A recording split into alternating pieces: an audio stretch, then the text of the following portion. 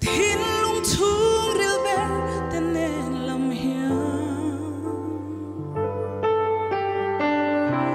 itan ka chan nem lo sia ma se khong ai thu chuan min ai phal mon silo ka phuta gro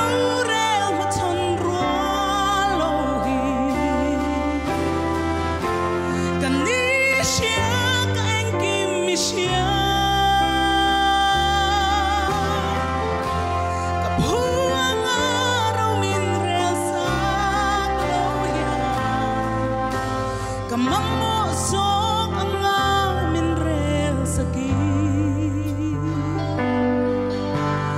Lutuange katani ko ngayon Chanem ngay itan thok chiu Sing nun nong fui liama irong boten Tonight tam katang chin lan pa Ikong ay na magtagyan Ang shoot wal may loni Kaputa grow rel maton ruan lohi Kani siya kaeng kimi siya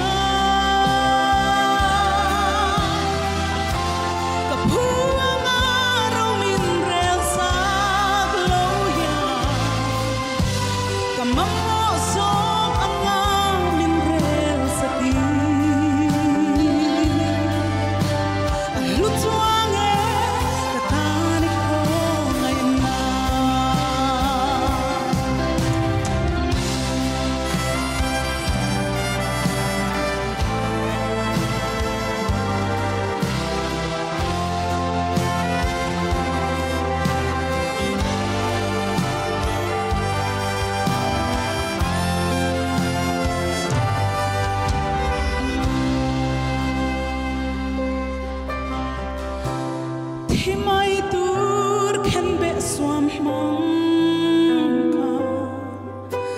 Itana changkai don loi hailo Ma se kong ay thu galo lang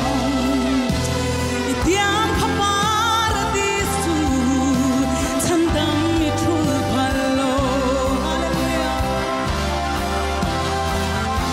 Kaputa grow rel maton ruan lohi Kani siya kaeng kimi siya Kapuang araw min rel sa glohya Kamang mosok ang amin rel sa Lutuange katani ko ngayon Kaputa grow rel maton ruan lohi Kani siya kaeng kimi siya Kapuang araw min rel sa glohya Kamang mosok ang amin rel sagi Lutuange katani ko ngayon Kamang mosok ang amin rel sagi Lutuange kantani ko